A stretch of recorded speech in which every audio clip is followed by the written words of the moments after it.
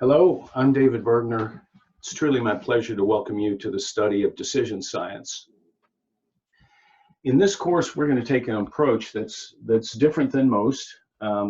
We are going to cover the classical topics of decision science, such as decision theory, behavioral economics, but we start with a human-centered approach,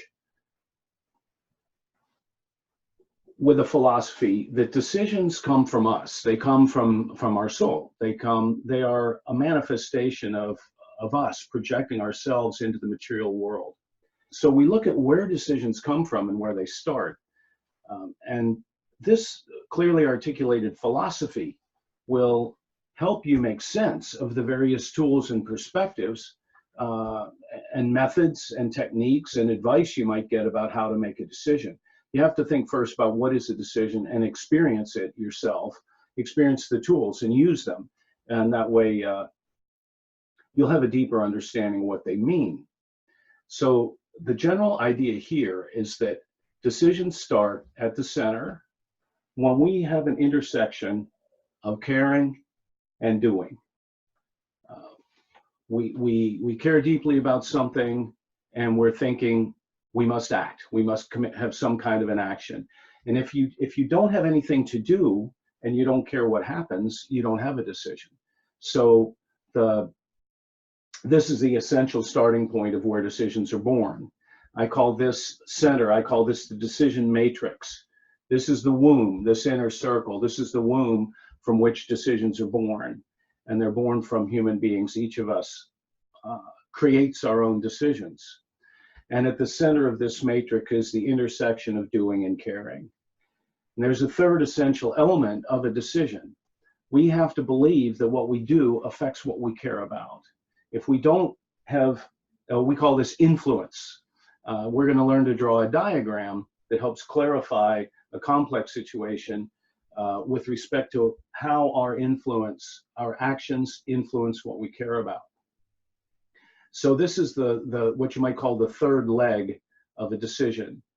We do something, we care what happens, but we have beliefs, and we'll call these models. We have a model in our mind about how our action affects what happens and what we care about. The fourth thing that happens, and it happens very deeply within us, often automatically. There are many things in life we might do or care about or believe, and we can't think about them all at once. So what we have to do is frame.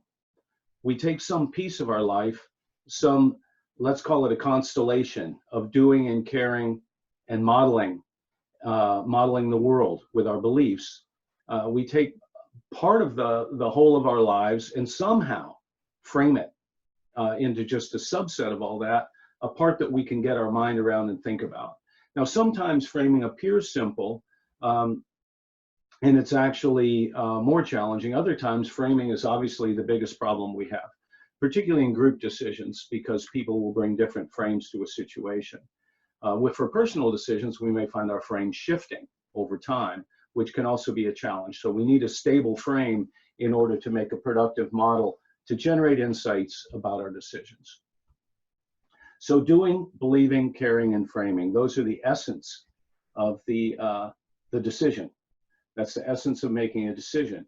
Now, as we tackle these problems and start to inquire on these topics and try to build knowledge, there are, in our philosophy of decision science here, there are three strengths we bring to bear on this problem. We can bring the warm heart, our emotion, our feeling, our communication. This is what motivates us to take action in the first place.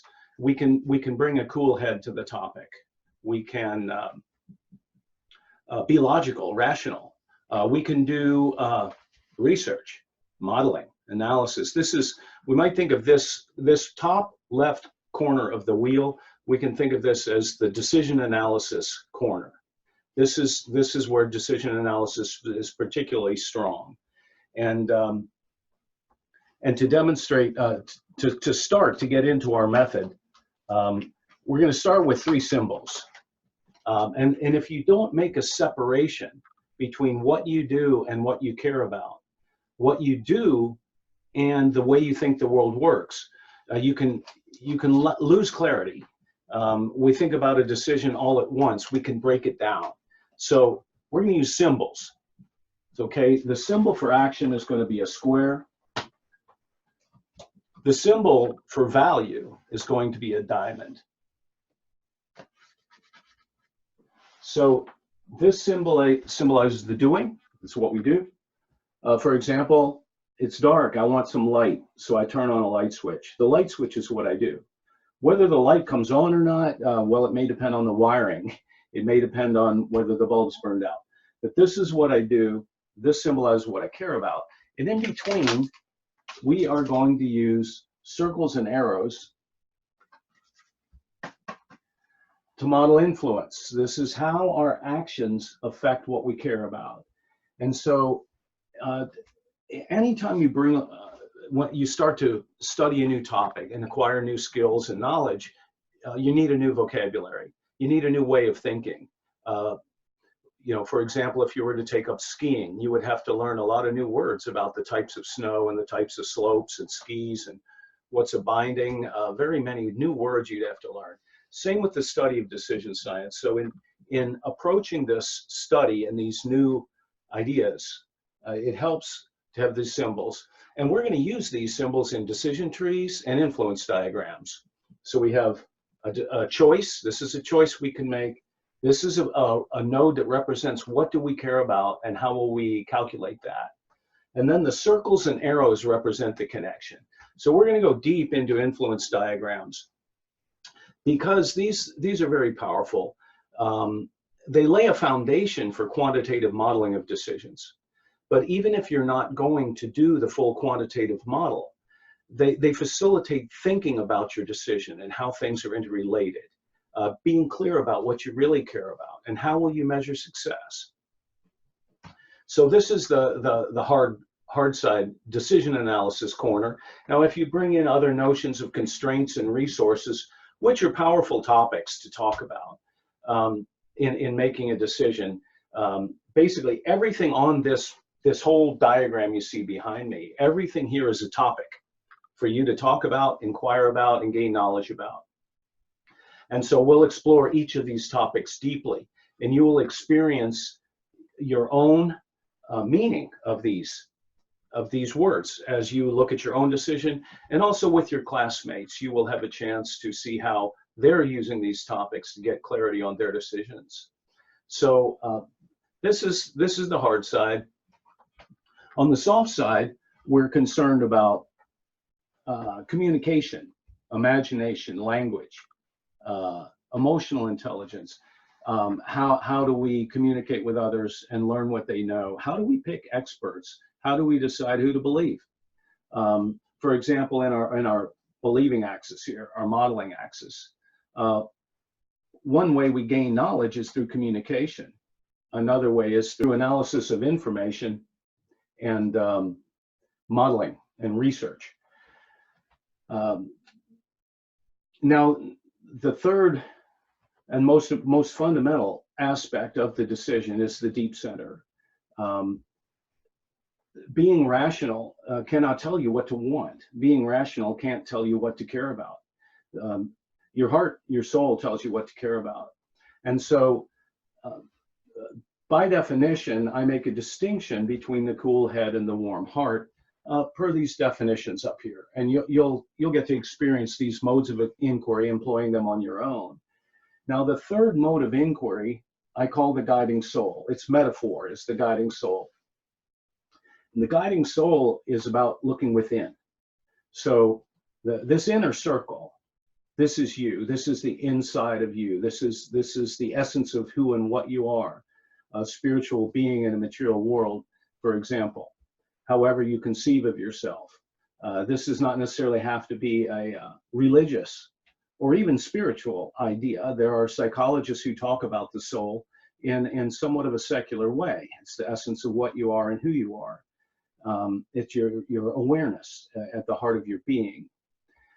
So from this perspective, we have a duality. these two modes, the warm head and the cool heart, are about looking out, reaching out into the world, looking at material things. The guiding soul is about looking within, to find your integration, your intuition, to pull the information together.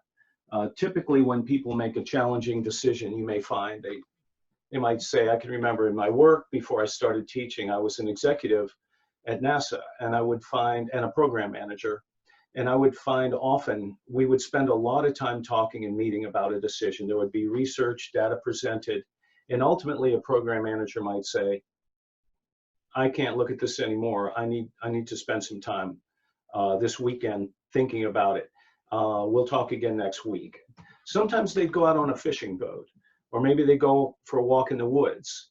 Or I knew a program manager who grew grapes. He'd go work on his grapevines, let his mind clear. So when we talk about contemplation and meditation, for example, these contemplative practices can be very wide-ranging. It might be walking in the woods. It might be sitting in your back deck and having a cup of tea and watching the sun go down.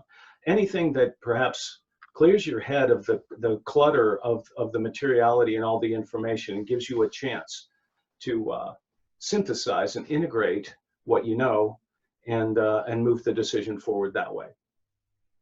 So this forms basically this is a graphical outline for our entire course. We're going to look at language and communication. We're going to look at some of this ways we process information in a field called behavioral economics, introduce words such as biases. So in studying these topics, you're going to learn a new vocabulary for talking about making decisions. And in fact, when we get to framing, you're even going to learn new words for talking about talking about language and how we talk, how we abstract from what we observe into ideas. And without these new words, you can't have the conversation that you'd like to have about how we establish our frames and how we might be able to have a more effective or more useful frame in a given situation based on our evolving perception of our decision. So we'll view decision making as a creative process, and the study of decision making as a path to self-knowledge. With this being a foundation for you then to be more equipped to reach out and help your teams or your family members, your clients, whoever, to make better decisions on an ongoing basis and have more productive conversations with others about decisions, and have a few process tools at your disposal to help make sense out of opaque situations and to achieve clarity. Clarity of action being the ultimate end point of a decision is commitment. Commitment to a course of action. This is ultimately where a decision ends up.